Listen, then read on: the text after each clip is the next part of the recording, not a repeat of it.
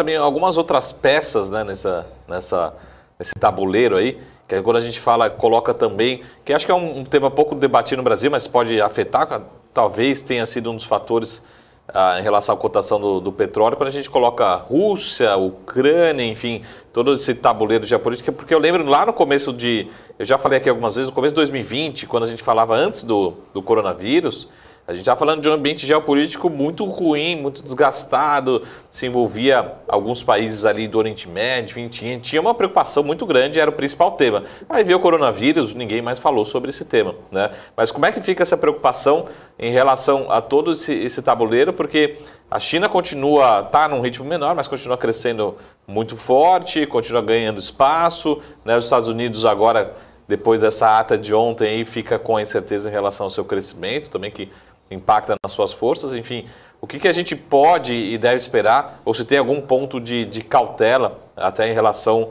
aos nossos investimentos, quando a gente fala assim, o que isso afeta talvez a cotação do petróleo, o dólar também, como deve se comportar de uma forma geral, quando a gente coloca outras peças aí nesse tabuleiro como um todo, né? Bom, eu acho que do ponto de vista de aumento de taxa de juros, já está uma sinalização do Fed nas próximas 3 atas de sucessivos aumentos e diminuição dos estímulos monetários. Isso já era esperado, tendo em vista que essa inflação é nitidamente uma consequência da ajuda financeira que foi colocada no mercado internacional. Sim, perfeito. Eu não estou dizendo que a ajuda centrais não foram necessárias. Agora, como tudo em economia, tem uma causa e consequência. A quantidade de dinheiro que foi emitido pelos bancos centrais para ajudar empresas e famílias tem um efeito inflacionário que a gente está vendo claramente. Agora, o crescimento americano de 4,5% a 5,5% do que está sendo esperado é muito superior a qualquer média de governo americano. Então, o que eu imagino é que, apesar da gente ver um aumento de taxa de juros, a pressão da economia americana deve colocar ela num patamar de crescimento nos próximos anos, em torno de 2,5%, 2%, que é algo plenamente aceitável para uma economia já desenvolvida. O mesmo caso, eu diria, pelos países mais desenvolvidos da Europa, como a Alemanha, a parte da França também. Eu acho que isso não seria um dos grandes problemas daqui para frente com o aumento das taxas de juros. É até um movimento salutar que o Banco Central Europeu, o Banco Central Suíço e talvez, nesse caso, até o Banco Central Japonês retirem as taxas de juros negativas. Eu acho que isso, o modelo de taxas negativa influenciava negativamente o setor bancário global como um todo e não é algo que deve ser perseguido ao longo do tempo. Então, de uma certa maneira, eu acredito que esse período de inflação talvez retire um pouco esse movimento de taxa de juros negativa no planeta inteiro, e isso é bom. Isso é bom, inclusive, para o Brasil, porque taxas de juros mais altas vão influenciar um pouco a entrada de dólares aqui. Agora, o que mais me preocupa é que, apesar de todos esses contextos, as exportações do Brasil estão em alta, a gente tem um consumo dos nossos produtos também em alta, a gente vai ver nos Estados Unidos a volta de um sistema de infraestrutura aprovado pelo pacote Biden, que vai demandar também minério de ferro e nossos produtores de aço, siderurgia, que vão se exportar para lá, e também, no caso da China e União Europeia, os nossos produtos agrícolas e produtos de proteína animal. O que mais me preocupa é que agora que o governo federal liberou para os investidores, para os exportadores não precisarem trazer os seus lucros, né, que a gente vê que os exportadores deixam os lucros fora do Brasil, então é uma falta de confiança muito grande. Então o nosso risco país continua alto e a gente não tem uma queda do dólar baseada em exportação, algo que era muito comum no passado. Então isso eu acho que é muito negativo, eu acho que essa posição do dólar que a gente está muito alta e ela é um fator inflacionário clássico local, mas ela desestimula também a nossa atividade econômica do ponto de vista de importação de matérias-primas e produtos para serem trabalhados no Brasil e vendidos no mercado interno. Eu esperava que numa economia mais calma a gente tivesse um dólar aí por volta de 4,60, eu acho que seria alguma coisa muito mais palatável. Agora, quando a gente fala em cenário internacional complexo, a questão da Ucrânia é uma questão que não existe muito bem um lado positivo ou negativo. De um lado,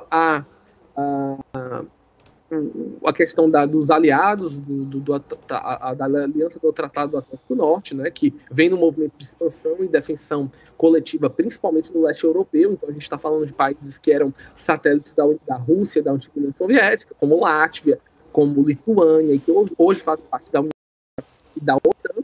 Isso é um movimento muito regulatório, muito salutar. A própria Estônia também, que é um país ultraliberal. Esses países buscam um movimento de democracia, buscam que sua zona de influência seja muito mais de Berlim e da França. Esses países também se mostram adeptos ao euro, então você vê uma índice de qualidade de vida muito maior desses países. Agora, o problema é que esses países são a fronteira da Rússia. E quando você está junto com a OTAN, os países autorizam que, por exemplo, armas militares americanas e europeias possam estar posicionadas em seus territórios. Então, na última entrevista do presidente Vladimir Putin, ele tem um certo ponto quando ele diz, olha, eu entendo a posição dos países que estão aderindo à União Europeia, mas eu não quero, é uma questão de soberania russa, nós não termos armas, mísseis apontados nas nossas fronteiras. E aí ele faz uma pequena comparação. Ele coloca, olha, se eu tiver um acordo militar com o México, os americanos vão aceitar que eu coloque mísseis de bases russas na fronteira do México com os Estados Unidos? Claro que não. Então existe uma disputa geopolítica aí muito complexa, e a Ucrânia, que são os países com maior ligação com a Rússia do ponto de vista econômico e cultural, até porque a Rússia, o berço da civilização russa, dos eslavos, veio na Ucrânia, né? E como cada dia que passa ela se aproxima mais da União Europeia, o medo dos russos é uma grande força de elementos militares na região da Ucrânia. Agora, isso não justifica, nem justificou a invasão da Crimeia em 2014, e também não justifica nenhum tipo de invasão agora. É claro que a Ucrânia está sendo usada como bode expiatório para um aumento das defesas da Rússia, mas eu entendo também do ponto dos russos de que não é seguro para eles terem armas americanas ou europeias nas suas fronteiras. Isso realmente é muito complexo. Mas que é um risco geopolítico, sim, claro, porque a Rússia alimenta a União Europeia de gás, isso faz com que todos os insumos europeus e produtos europeus fiquem mais caros. A Europa é o segundo maior parceiro comercial do Brasil, então isso também encarece os produtos de lá que vem para cá, e também é um grande produtor de petróleo, que pode influenciar um conflito militar ou um conflito diplomático naquela região, do ponto de vista de retirar os russos do sistema SWIFT, que é uma ameaça dos americanos. Também é uma situação muito complexa.